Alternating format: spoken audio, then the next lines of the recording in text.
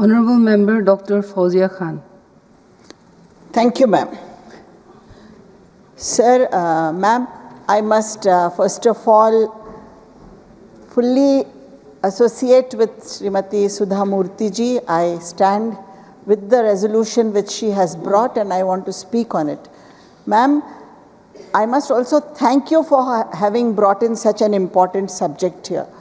This resolution, ma'am, opens a vital conversation on the foundations of India's human capital. Viksit Bharat cannot be Viksit at all without quality education. And this phase of education, early childhood education, is the foundation, is the most important phase of education, I feel. And here we need maximum emphasis. It beautifully aligns our care for every child with the promise of the Constitution and our deepest moral duty to nurture their innocent dreams. Ma'am, it comes at a crucial time when early childhood care and education faces neglect, ultimately impacting the future of our education. If the foundation of education is strong, the building that is built upon this foundation will be strong. But this is where the future of our children is not taken proper care of. India, ma'am, is a signatory to the UN Convention on the Rights of the Education in 1989 and Education for All in 1990, both prioritizing ECCE as learning begins at birth. Not only at birth, at conception it is said. The Indian Early Childhood Education Impact Study proves that quality ECCE yields higher learning levels, positioning it at the most potent lever against our learning crisis. We are in a learning crisis, ma'am, today. Neuroscience underscores this urgency, as ma'am has also pointed out in her resolution, that 85% of the brain development occurs at the age of 3.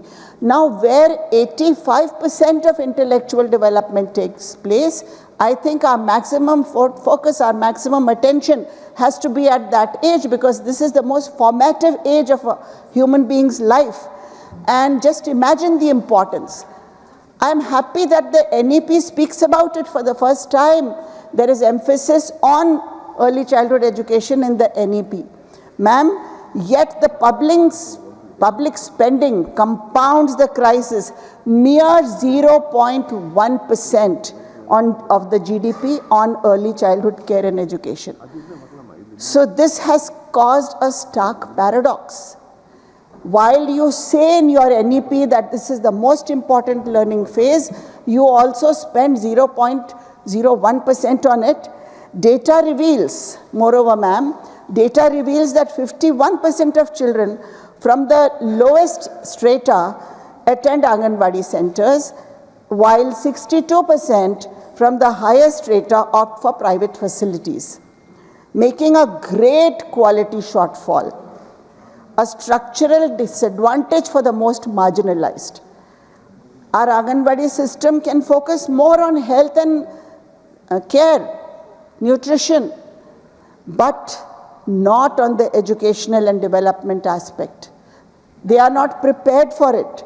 Most private ECCE institutions that charge huge amounts of money have a better developed curriculum, better qualifications for caregivers with necessary expertise in handling or imparting learning through a scientific, age-appropriate, informal approach.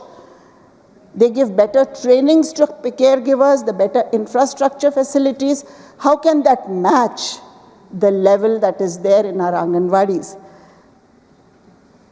And even in urban slums for that matter, ma'am. In several private ECCE centers, there is focus on formal education. I mean on rote learning. This is another paradox, the other end of it. So there is no uniformity anywhere. Our childhood education demands much, much, much more focus and attention of the government at this phase of learning. What we need, ma'am, is uniformity in curriculum, standards, qualifications, trainings, there is no uniformity anywhere. In this phase of education, people are doing what they want. I think Swati Maliwal spoke about the Japanese and the Finland model. Finland is supposed to be the world's best education system. In Finland, ma'am, do you know what are the qualifications of teachers for early childhood education? A postgraduate degree in early childhood education is fundamental, is required, mandatory there. And we are happy with class 12. This is a big disparity. Ma'am, the teacher-pupil ratio, since this is a specialized field, it needs research, it needs a lot of scientific analysis of a child's psychology, of the way the child is handled, of how through playway the child is taught, how learning takes place. Ma'am, all this is not there if you just limit it to the Anganwadi centers. So the first thing is there, ma'am. Anganwadis are very good for care and nutrition, for health, for immunization. They also have to cook food, they have to do so many other jobs. Along with it, they are teaching. How can that be so casual? We need to have, and besides this, ma'am, the NEP, you have made class 1 and class 2 as part of pre-primary. Class 1 and 2 are under the ambit of school education department, and Anganwadis are under the ambit, ma'am, of the women and child development.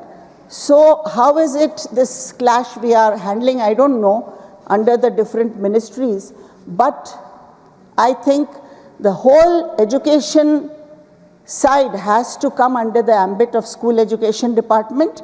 And if we are giving Anganwadis the responsibility to teach also, I think there should be additional employment there, additional employment of teachers. Here is where we have to invest. Don't shy away from this investment. This is a very important investment for our country.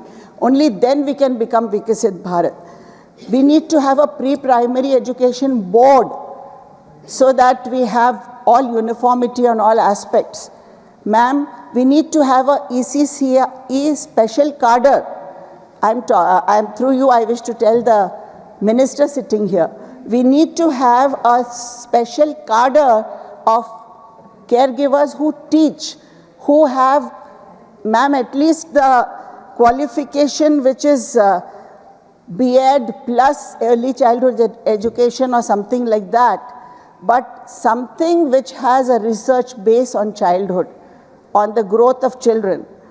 You have to also enforce regulation on private institutions that run early childhood education centers, because this is a very, very sporadically run field. We need to have control over it, because it's the future of our children, ma'am. 3 valuable years, age 3 to 6, formative years, we cannot take so casually. We need to take very, very crucial decisions here. Ma'am Sudha Murthy, I am very happy with your resolution, but I wish to give some suggestions here in the sense that, okay, you bring it under RTE, as she said, you should be bringing it under RTE, but also you need new employment for this teaching side of the children in Anganwadis. It cannot be the same force, because it's a different skill. It's a different kind of an expertise that is needed, and we are not catering to that. Only a 6-month training will not be adequate for that. What we are doing is we are just saying 6-month training and she's ready to teach. So I urge the government to adopt this resolution, but we have to make early childhood care and education a fundamental right, and the government must invest heavily. This much amount is not enough, very, very heavily in this sector, so that we see the revolution that they are talking about, Viksit Bharat. If really this has to happen, we need to act here, and this is my appeal to the House. Thank you.